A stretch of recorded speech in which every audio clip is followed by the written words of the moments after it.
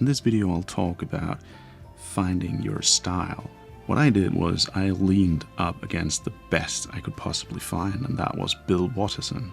Because, as the good James Cameron says in the Masterclass, you can find on masterclass.com, there's a moment when you're just a fan, and there's a moment when you're a filmmaker. And the one moment can follow the other by about 1 minute.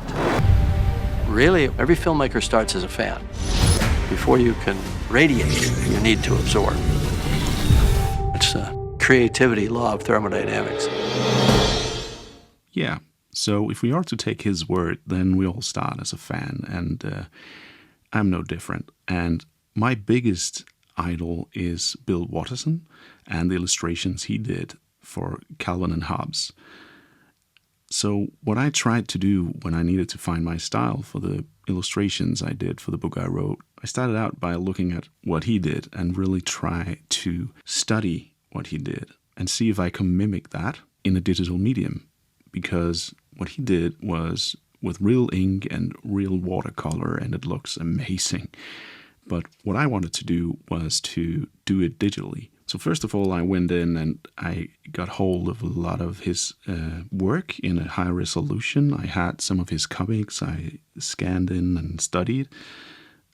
Bill Watterson, he was such a master that he also didn't go in too much perfection. His inking is very rough in certain places.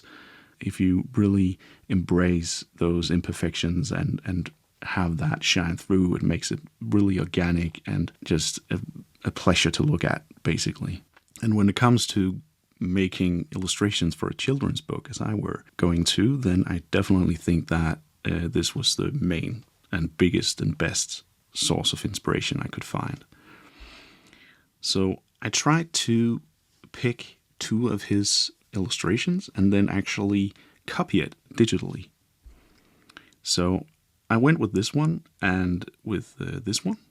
So I tried to copy those and some others just to get a feel for it and see if I can actually get it to a point where it was believable enough to sell as if it was done not digitally but with old school methods.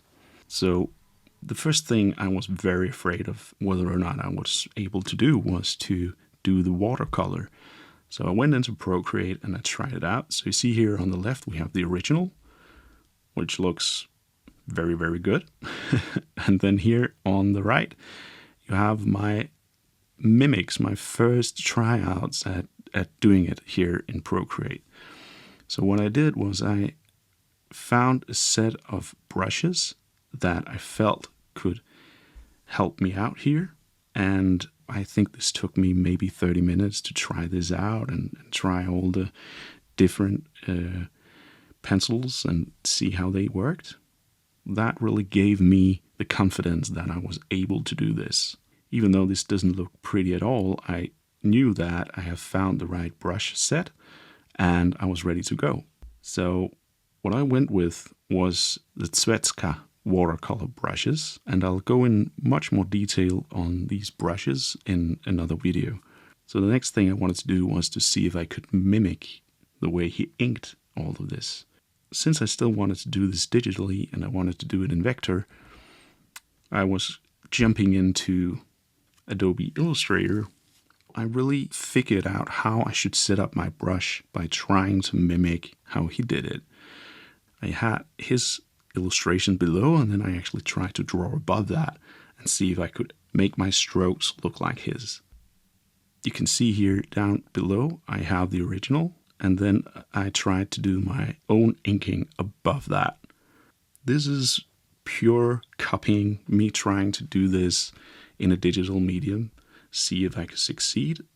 And again, this gave me the confidence that yes, I could mimic this style to some extent. And I did this one. This is also in Illustrator and in Vector.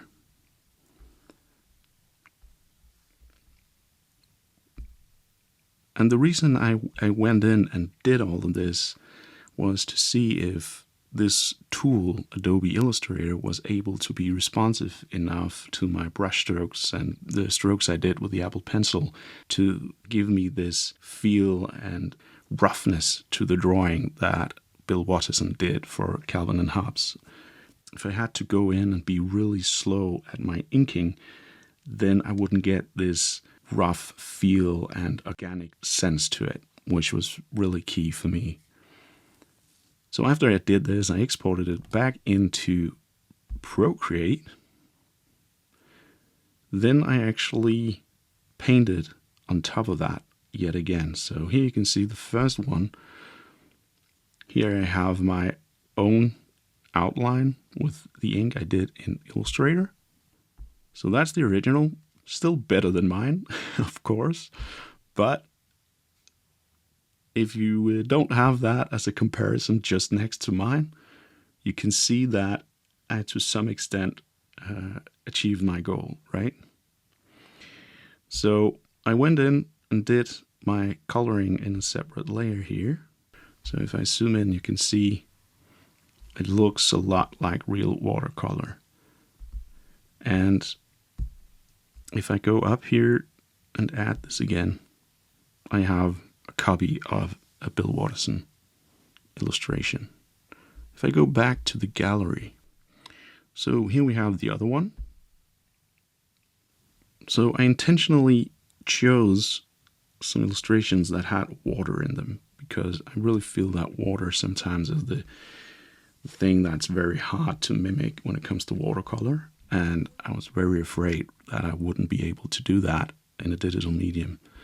So as you can see, I feel it succeeded and it looks very much like his original illustration.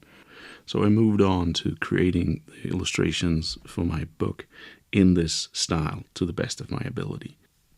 So this illustration of the elephant here, what I found out by my studies of Bill Watterson was that when he does a tree, he has this scribble here in order to achieve some shadows on the tree itself.